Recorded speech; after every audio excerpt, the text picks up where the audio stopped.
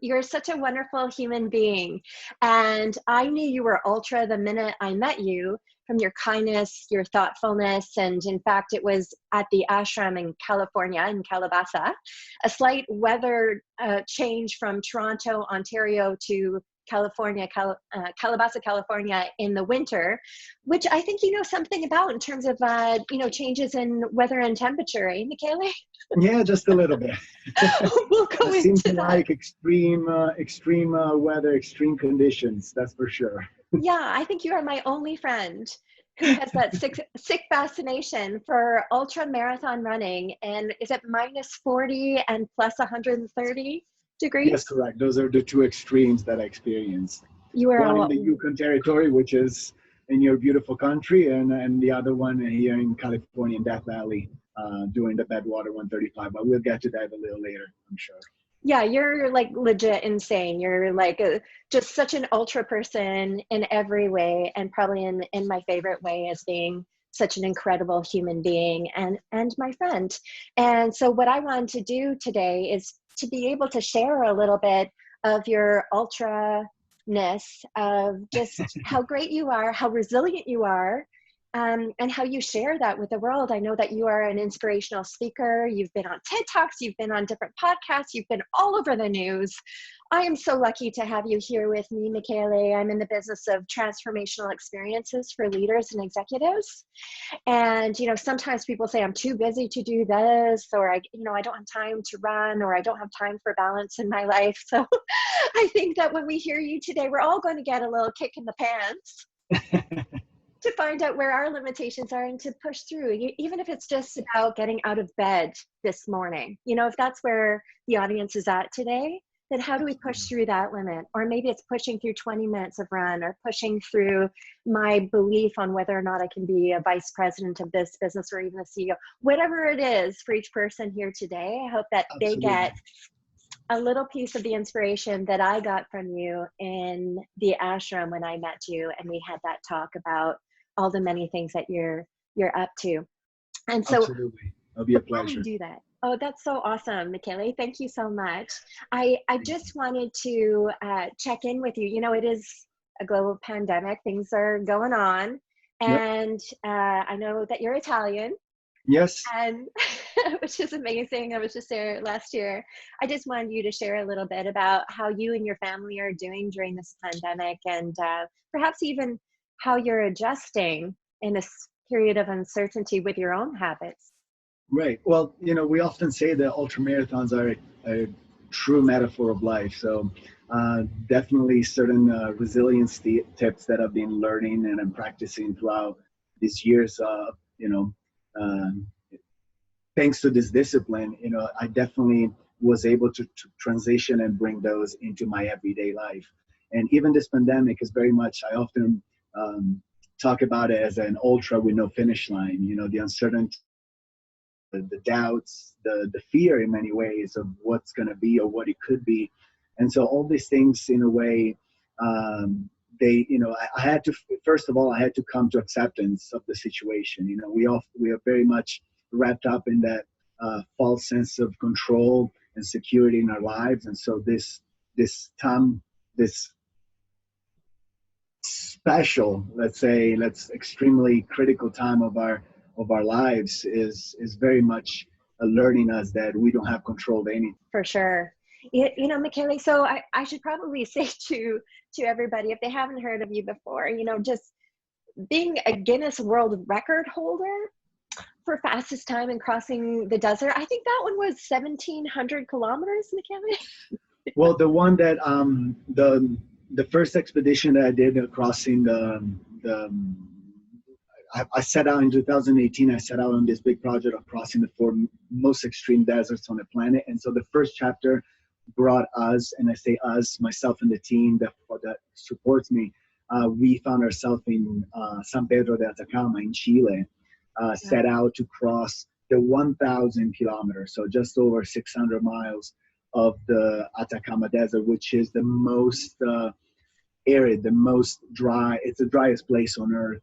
And I got to tell you, an experience of a lifetime, pushing the boundaries in such an extreme, pushing the physical boundaries through extreme environments really allows you to tap into something primordial, in my opinion. There's something profound in crossing extreme and desolate lands on your own 2 feet, under your own power. And so this is something that truly called me right from the very beginning. I've always been fascinated with adventure and exploration. And, we've come to a time in our lives, in our evolutionary path as a civilization, as human beings, where we always accept our certain limitations, and finding out that we're capable of a lot more than what we think we can, to me, is so inspiring, so fascinating, that I feel beyond blessed and excited to be part of. Yeah, that's incredible, Michele. Honestly, when I'm even just going for a little run that I do out here in Toronto, Canada, and I'm hitting my wall, I literally ask myself, what would Michele do? Would he complain? Would he sit down and cry? No, Michele's going to push through. You're such an inspiration to me. That one, you've done, I think it's at least 30 ultra marathons at this point? Just about over 30 races and several expeditions. This one in the Atacama was 1,000 miles and 1,000 kilometers. And the last one that I did just this past fall, 2019, my team and I crossed the 1,700 kilometers. So just a little longer, about 1,100 miles of the Gobi Desert, which is considered the windiest desert in the world. But I'll talk more about this a little later, because there are certain points that I would like to share, some resilient tips that I would like to share. And the Gobi has a very, very critical point right there that I think will be very interesting to share with you today. Well, I think that I would definitely appreciate it. I'm guessing that anyone who gets a chance to see this is really going to appreciate those tips as well. But first, I need to humanize you, because honestly, like, there's going to be a small niche of people watching this who are also ultra in their athleticism. Yep. Maybe Michael Jordan's watching, your own community of excellence, all of this. And lots of regular people like myself, who get up in the morning. We may or may not go for a run. We're doing the best we can professionally, et cetera, et cetera. So I gotta, just humanize this experience for a minute and just say, like, Michele, I know that you're basically vegan, like running all these extremes from, the hottest and the coldest and all that. Yep. What's your vice? Well, as you can imagine, my diet, my nutrition is very much regimented. I'm very mindful, very in a way strict with what I eat. I'm very much plant-based. Although I must say, I've been trying to be vegan for the longest time, because of course I do it mainly for ethical reasons, for environmental reasons. But when it comes down to the sustainability of the training and all of that, I must say that every now and then I indulge in some eggs and salmon. That's my go-to, especially before great, like long endeavors. But that's really not the focus. The focus is the fact that once I finish a race, my go-to is certainly a nice cold brew, nice cold beer, to kind of celebrate and enjoy the little pleasures in life. And as an Italian, I rediscovered also, after a long period of kind of drifting away from my roots, I rediscovered the pleasure of pizza. So a good pizza and beer sounds like a good cheat day for me. Oh, so we can still be friends. Okay, just checking in, making sure that we're staying, human about the whole situation. Amazing. Because when we get tips from you, is it like tips for, ultra marathon running? Yes. And what are the tips for us, just getting through, pushing through our own limits. So I'm so excited, Michele, for you to share that with us. And before we do so, there is a mantra that I lead by, and it stems from Maya Angelou and Michelle Obama. So these are the shoulders on which I'm standing today. Maya Angelou is, when you know better, you do better. So self-awareness to do what it is that's truly authentically you. And then when you do better, you are becoming. Thank you, Michelle Obama. So I wanted to turn that over to you and say, what's been sort of your journey and like a moment of knowing that led you to do something perhaps a little differently and becoming who Michele Graglia is today? Right. Well, I definitely had a very, I could say, unique journey, especially from when I moved to the United States in 2007. So just I I left the comfort of my situation over there with the family and job and everything, and I kind of pushed myself to come overseas. I was discovered. Um, I was scouted by a modeling agent, and right as soon as I landed in Miami back then, and Well, look at that you. day. Of course that happened. No surprise there. Okay. That day literally my life changed completely, and I lived an incredible life, incredible experiences. I traveled the world. I was able to relate with incredible people in this industry, and I definitely learned a lot. It came a time where I moved to New York to pursue at the highest level. I was working, a small kid a young kid from a small town in Italy.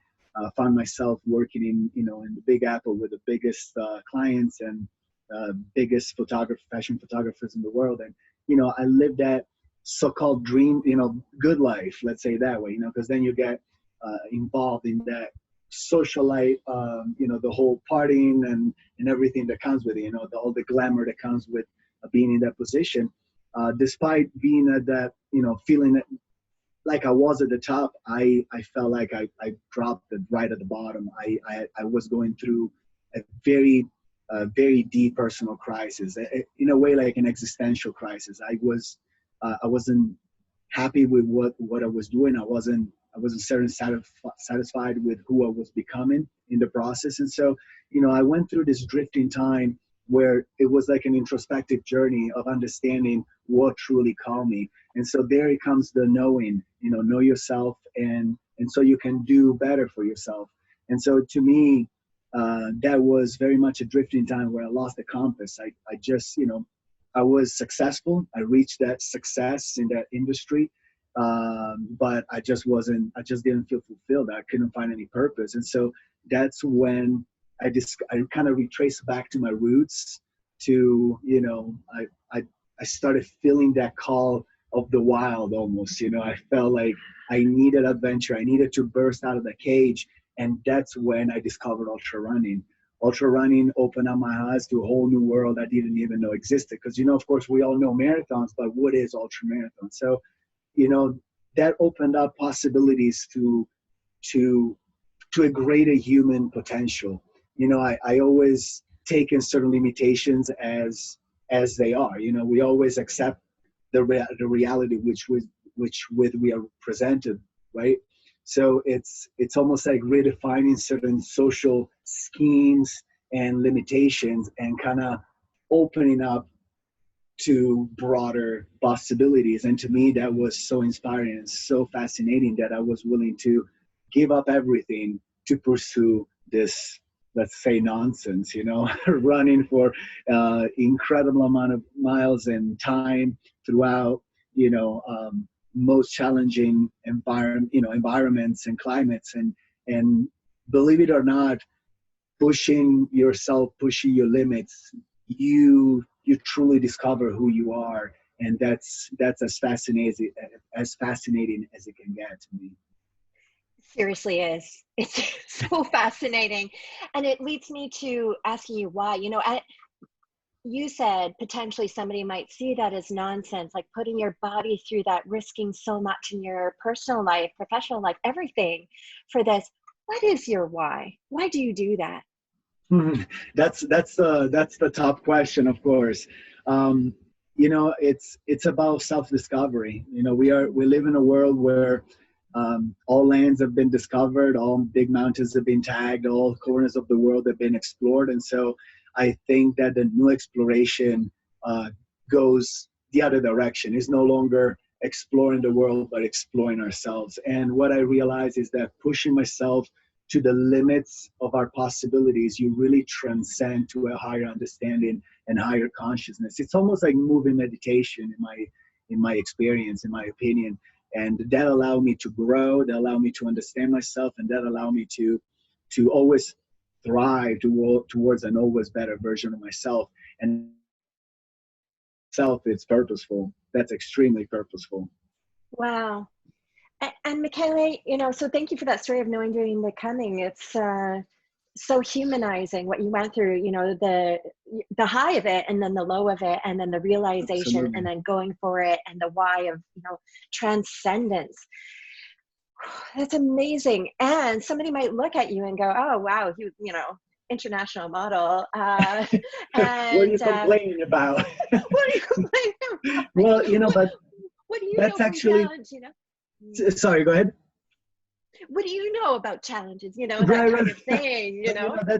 that's often something that I get questioned about, and you know, it's often you know, it comes out as a, you know, it's a funny thing for the fact that, you know, you lived a good life, you are, you know, you're living in a big city and, you know, achieving what many people dream of, you know, like a certain, like a movie life, right? But what I realize is the fact that it's not really what we get in our careers and stuff like that that give us joy, that makes us happy. It is who we become.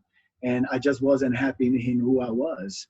And so it doesn't matter how much money, how much wealth, how much whatever you can pile up. It's really about what you do in your daily life, is what you do in your everyday decisions that uh, set you up for growth and set you up for becoming a better version of yourself. So to me, that is the key.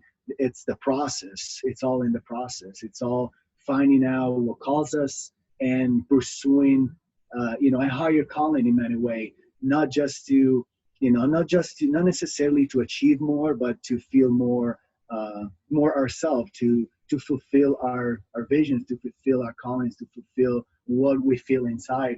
And each and every one of us have that. You know, we all grow up with certain dreams, and then of course, you know, life kicks in and we make adjustments and we kind of compromise. But to me, that compromise ended one specific day in the spring of 2009, where I honestly, I was questioning my own existence. And if, you know, by that I mean, you know, I found myself, and this is something I don't share very often because it gives me goosebumps still. But you know, I came to this understanding. I came to this conclusion sitting outside the window of a 15th floor apartment in New York City, um, truly trying to understand if it was worth it, and if what was worth it, my own life. You know, I just I couldn't find any meaning. I couldn't find any, you know, I just didn't like what was going on in my life. And you know, I came to think to end it, literally. You know, it is something extremely hard to share because, of course, you know, you come from, again, from that idea of you have everything you want, what are you complaining about? But when, you know, when it comes down to our own lives and to our own emotions, those are so powerful that they transcend all comforts and, you know, wealth, and they strip you down to your core. And that's when you have to listen to yourself. And, you know, and I came to the conclusion that life is a beautiful gift. And, you know, I was 27 years old at the time. That's a little too early, some might say, for a midlife crisis or that deep of a crisis. But I don't think there's any age. You know, there's not a specific age. It's all about personal, you know, exploring your networks, exploring your brain, exploring your emotions. And I realized that I could change. You know, nothing was set in stone. If what I was doing wasn't enough for me, I had the possibilities to reshape my life. And so I took my own existence and my whole thing in my hands. And of course, you know, put in a lot of effort and dedication, I was able to reshape my whole life and life that I always envisioned. And I'm beyond, you know, privileged in a way to have found that passion, to have found that joy, and that brings me to, you know, it distills down to be happy every single day, to find joy, to find harmony. And there's nothing better than that, in my opinion. Wow. Michele, I want to say thank you for exploding completely the stigma around sharing your story of not being okay, of getting to that breaking point where it's Yes. not okay. And you know, I have experienced something similar. This isn't about me, No, but well, I want to share just of course. how human that is with anyone who's listening, and that it's better to talk about it. And I'm so grateful to you for sharing that with us today, and how I see in you this light of authenticity, of clarity, of peace and knowing.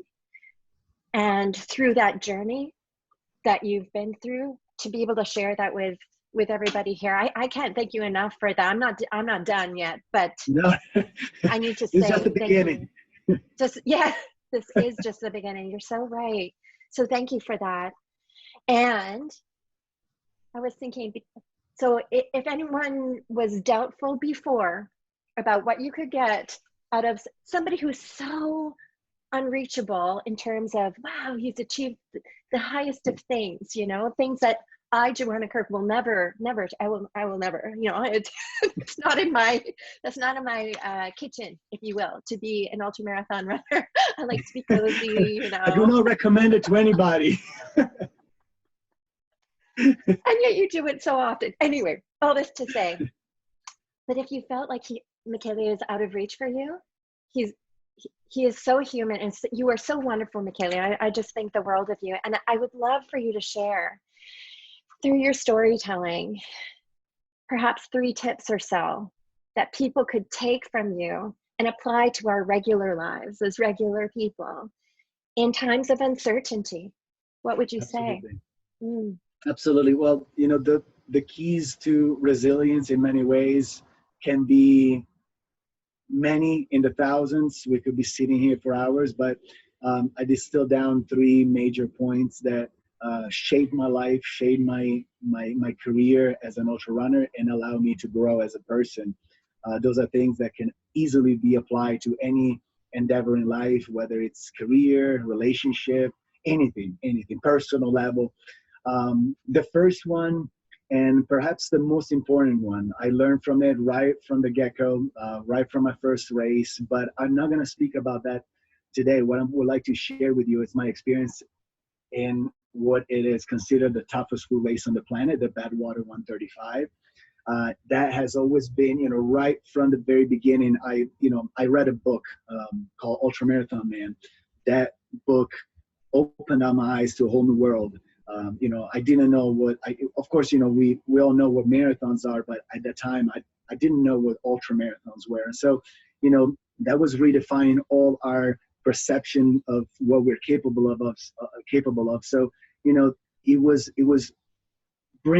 opening my eyes to a world that was so fascinating, because it was, again, pushing the limits of human capacity, of human abilities, and redefining what's possible. So, you know, being part of that and understanding that was so captivating, so fascinating, that, you know, again, I left everything behind to pursue this. And the one challenge that always called me, the one that was always in my mind as the ultra marathon, was this Badwater. So, you know, after years, I started running again at the end of 2010, first race at the beginning of 2011. So after many years of practicing and experiences all over, you know, racing all over the world, finally in 2016, I was able to get accepted to run the Badwater 135. Because again, you know, it's not just a race that you can sign up to. You have to have a certain amount of experience. You have to present a curriculum. You have to present a request to sign the race and to participate. And You mean I can't just, you know, sign up tomorrow and just exactly. a nice stroll in Death Valley, 135 miles just for fun. Sounds delightful. That's sounds peachy. So what happened, you know, I was fortunate enough to be selected among the 100 experienced ultra runner that every year get a chance to run this incredible challenge. And so, you know, I toed the line with high hopes, you know, and I put an incredible amount of preparation, months and months and months of physical conditioning, logistical preparation, you know, figuring out the proper nutrition and hydration plan, all of these little things that play a major role when it comes to this ultra distances. So, you know, I had a team that would follow me throughout the whole course of the race, 135 miles. Hopefully they were there stuck by your side more than right. I'm gonna get to that. So what happens, you know, the beginning of the race starts at 11 p.m. So we started at night. It was dark, Badwater Basin, 11 p.m. at night. It was 123 degrees. So any scorching temperature already at night. The team is the necessity of and the extreme of the extreme environment you're crossing. There's an immense amount of ice and water, you know, liquids and fluids and energy and food and all these things that needs to be kind of topped off along the way. So imagine a team. It's very much like a team effort. The team follows you basically every single mile to kind of fill up your bottles, because the sweating rate is so high that runners have to adjust to kind of ingest gallons and gallons of water throughout the day. So anyway, long story short, you know, I told the line with, you know, conscious of all the work that I put in and excited to kind of challenge myself with the top runners in the world on the most challenging course out there. So, you know, the guns goes off, and you can imagine kind of the chaotic beginning, you know, lots of runners, lots of cars trying to kind of rotate and find their position. It's very much like it's not just a runner, it's all the whole teamwork that comes to play. And that's when, you know, trouble happened. You know, my team kind of lost me 20 miles into the race, and I found myself with no water for a very long stretch of time, over 45 minutes, almost an hour. About 6-7 miles, I was completely dry out there. You know, mind that rangers warn tourists not to get out of the cars during the summer, because again, the temperature is so high and the air is so dry that the tourists die meters from their car. They're literally dry as fish out of water. So you can imagine what it meant to me being out there for over an hour with no water running in those temperatures. I was completely incoherent. My mind was hallucinating. My stomach was upside down. My legs were cramping. And all of a sudden, there's like a familiar face pops out of the dark and asks me, "Where have you been?" And I'm like, "What do you mean where I've been? I've been on the road." It's like one way or the other, right? So, Kelly, where were they? Just totally. Well, again, you know, they lost me in the mess of the beginning. So, you know, they went out too far on the way back. They missed me. Anyway, long story short, you know, I crashed in the back of the car to kind of reassess the situation, to kind of replenish the body. And mind, that was about 20 miles into the race, knowing that I still had 115 miles to go. So, you know, it's like one of those situations where, to me, you know, it was like a defining situation in my life. You know, it's like those are moments of truth where you find out who you really are. You know, it's like you have to dig deep and truly assess what calls you, what is your motivation to push through that amount of pain. And so, you know, I kind of rallied up. I started putting a foot in front of the other. I caught some momentum. I pushed through incredible highs and lows.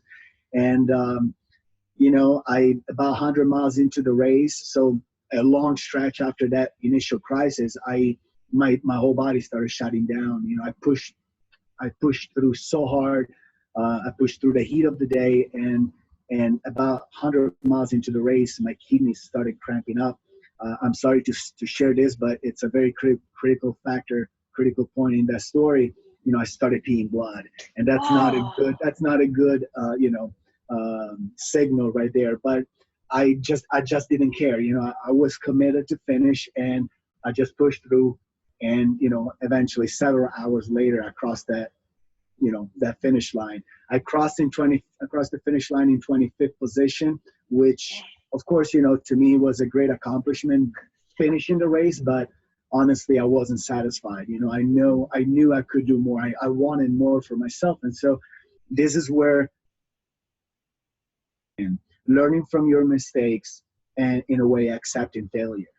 And so this is the rule that kind of brought me back, it brought me to understand what I did wrong, to kind of reassess and be able to do better. So in 2018, just 2 years after that tragic initial experience, I was fortunate enough to be selected to run the Badwater 135. And, I selected the right team with the right experience. We set out, I did, of course, the physical conditioning that comes with it, logistical and, and nutritional hydration plan, all of that. And, I feel blessed to say here I crossed the finish line in first place, and I accomplished my biggest dream in my ultra running career. So, the understanding right there was that I knew I was capable of more. All I needed was better planning and executing what I had planned in a better way. So, Can I just interrupt for just one thing?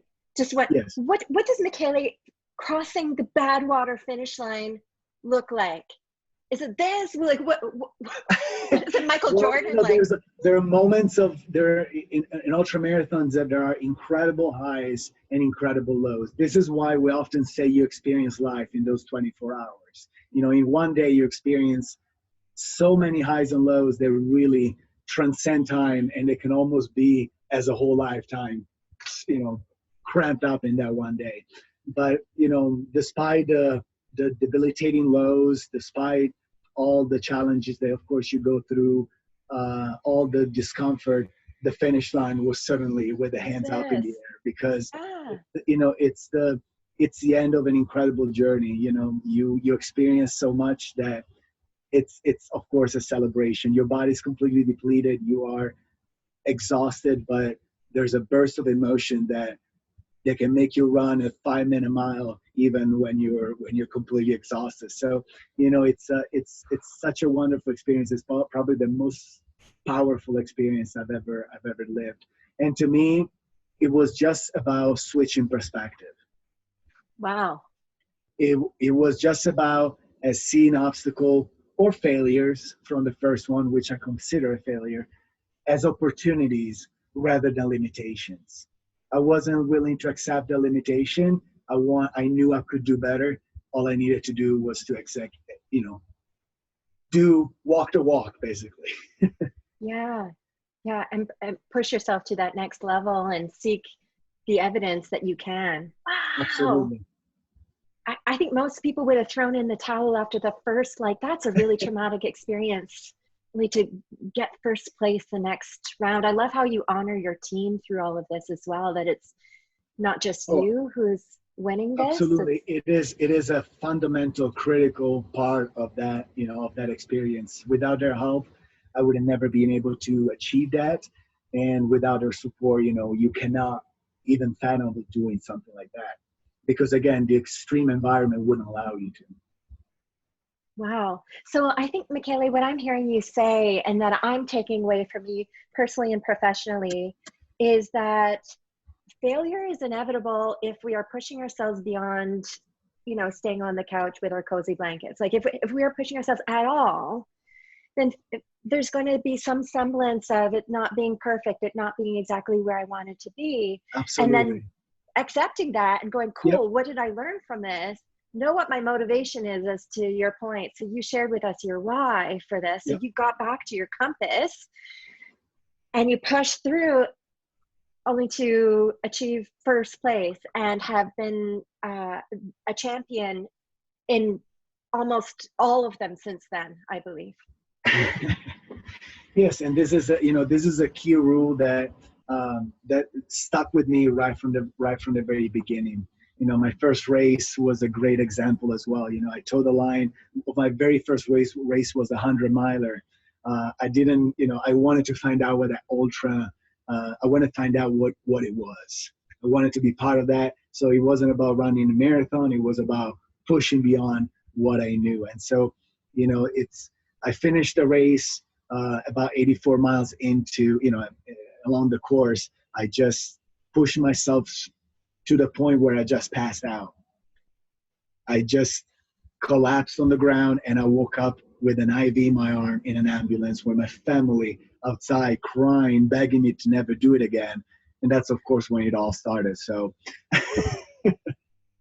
Yeah, well, I did want to ask about that because I remember when I met you the first time. So I had a week of being able to hike with you, you know, again, with you being the dot way, way, way far away.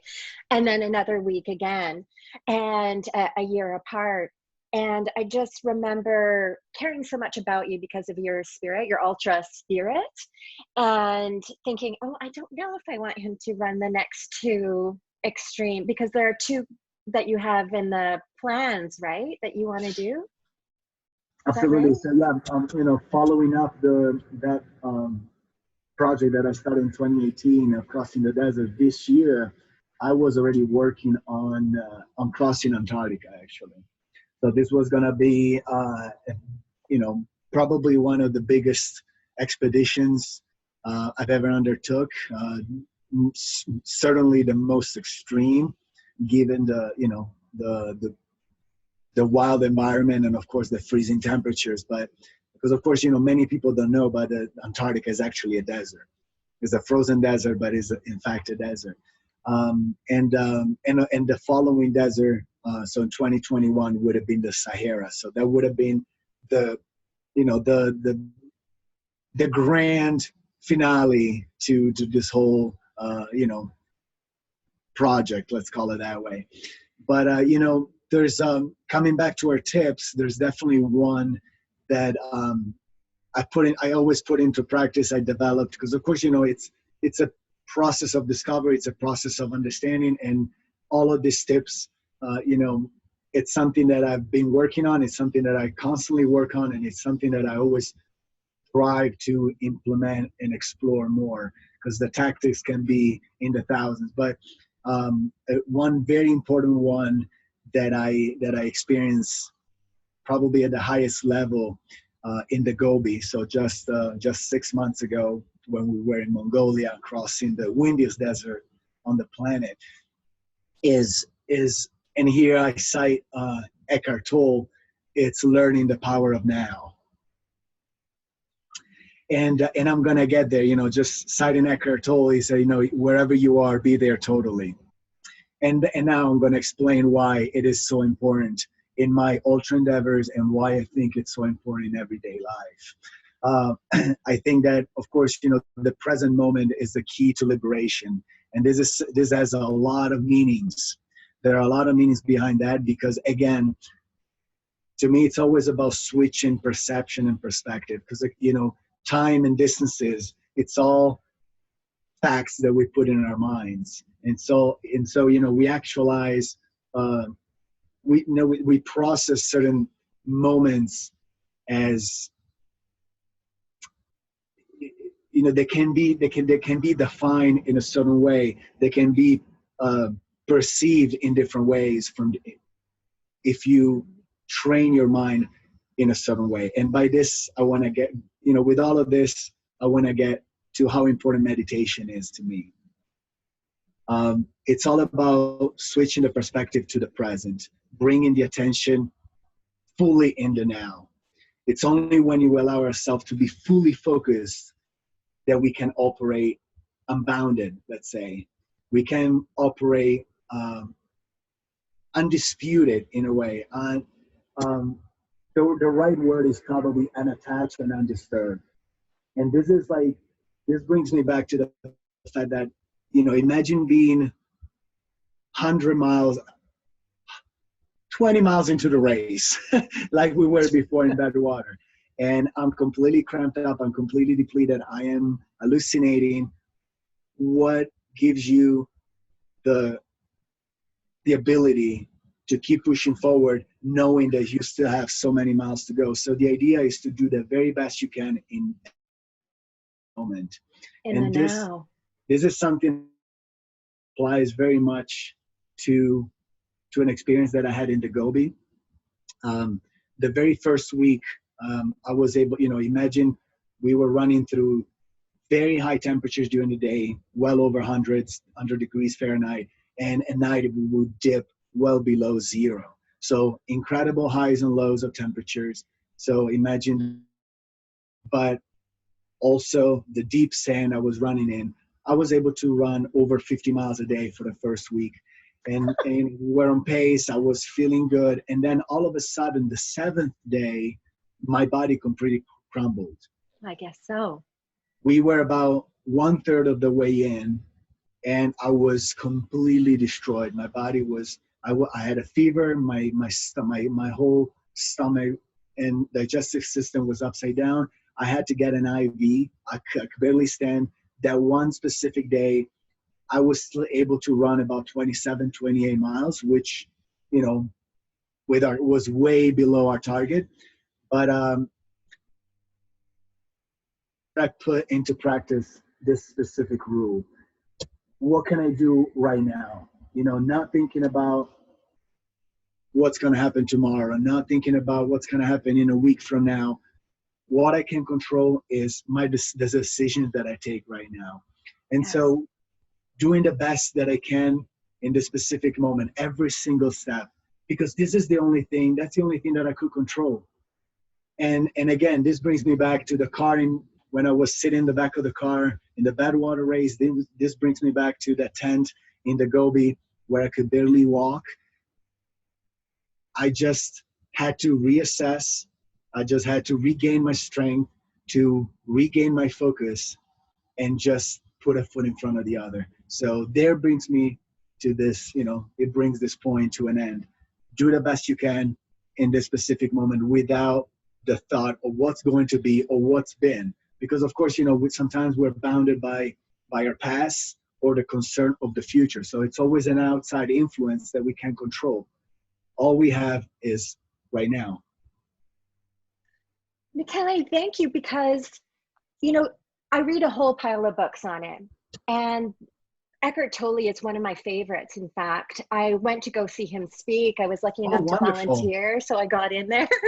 You know, I've heard Tony Robbins, you know, and often through volunteering. So if people don't have access to the funds to go see folks, sometimes you can volunteer. All this to say, I took that away as well, but didn't know what it looked like in practical terms.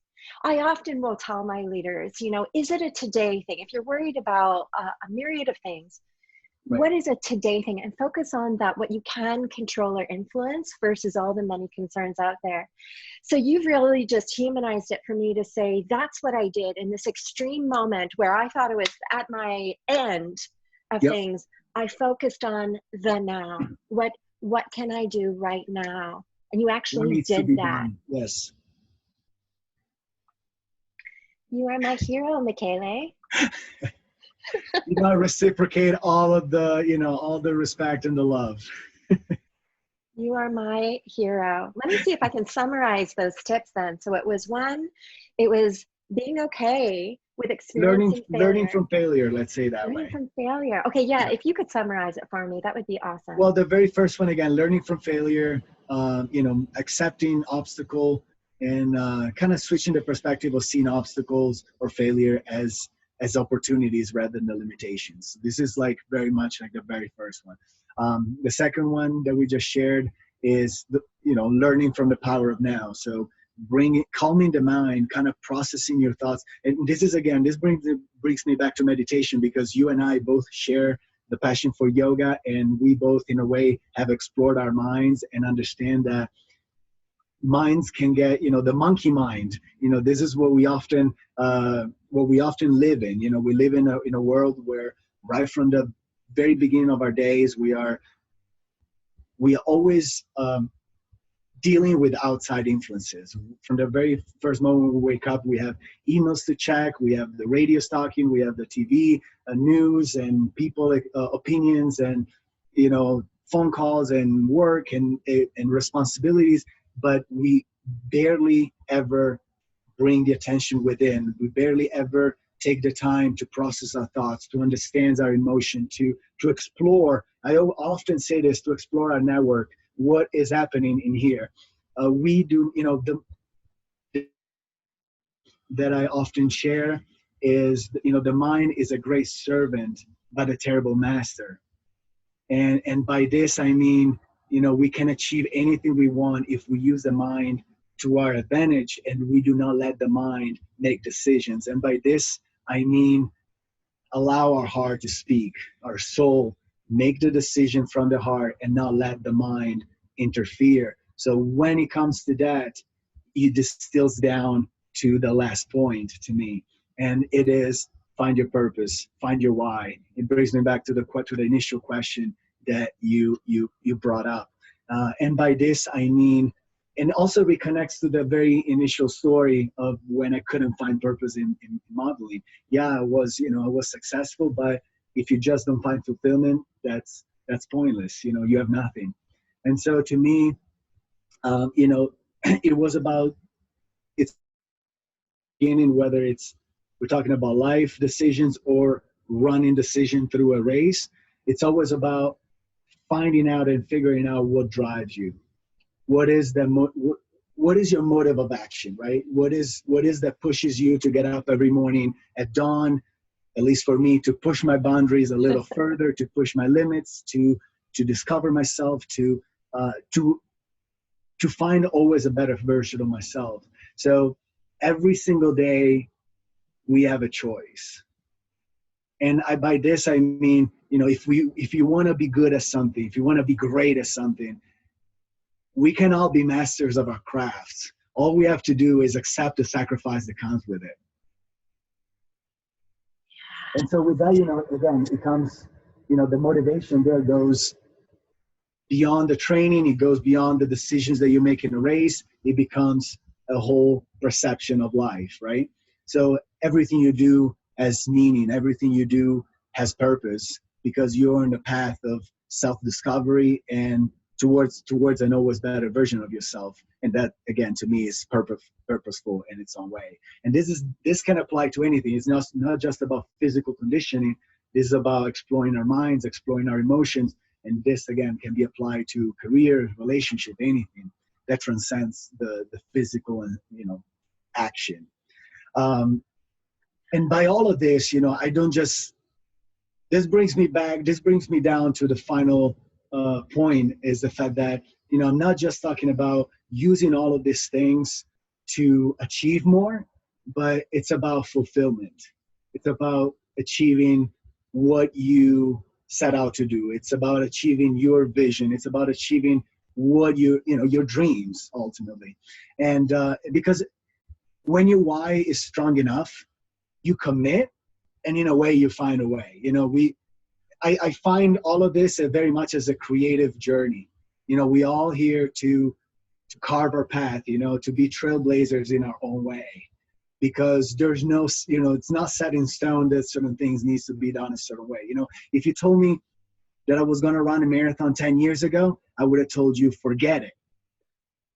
And then all of a sudden, I find myself pushing myself through hundreds of miles. So, it's really all about switching the perspective. I do believe that decisions shape our destiny. And this, I think it's Tony Robbins that very much focuses on this. You mentioned him. I've always been a great, of course, follower, if you want to say that, not just of Tony Robbins, but many other motivational and inspirational speakers, because you can truly transcend your circumstances and allow yourself to live the life that you always envisioned. If I can bring it down, it comes down to the final point, which is it's about exploring yourself, exploring our thoughts, our desires, our beliefs, our needs, even as humans, in order to achieve more, of course, as we said. But ultimately, I think it's all about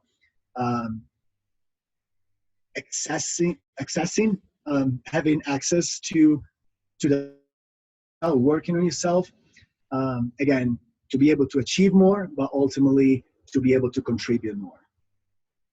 Yeah, I was going to say something super enlightened, and instead I want to ask you, have you seen the movie Limitless? Yes. With Bradley Cooper? To yes. me, Michele Graglia, you are limitless. Oh. Thank you so much for I don't think I am limitless, but you are. You embody transcendence, you embody mindfulness, you embody presence here and now, you embody resilience. And that's even more than I could have ever hoped to gain from you today, to inspire myself, because every now and then we need a little kick in the pants, and also to be able to share that with the world. And I know that you've got plans. I know the pandemic has put a slight, not monkey wrench, but you know what I mean, like a slight need to adapt in these times for your plans. I'm sure you're still going to be doing extreme and amazing things. And while you do so, I'm guessing that a lot of people in my network anyway want you to share this with their people, and in however fashion. I know that you're an incredible inspirational speaker, as people have just witnessed here today. You also are a yoga practitioner, and I've practiced yoga with you. You're absolutely amazing. You do all kinds of things, but I really wanted to highlight the inspirational piece, because that to me is such a gift to the world. So if people wanted to connect with you somehow, can you share with us how they could do so? Yes, absolutely. I have a pretty good presence on Instagram, which is, of course, a great platform. But of course, I'm also present on LinkedIn, Facebook, and all of this. And what is your handle again? The handle is Mickey, Mickey, and last name is Graglia, Graglia. Amazing. Michele, I can't wait to connect with you again and find out more about your upcoming plans and adventures, and to keep tracking with you on all of these things, and to be inspired by you every single day. I will always be asking myself, what would Michele do? Thank you so much, Joanna. Thank you for a wonderful talk. Thank you so much for your heart.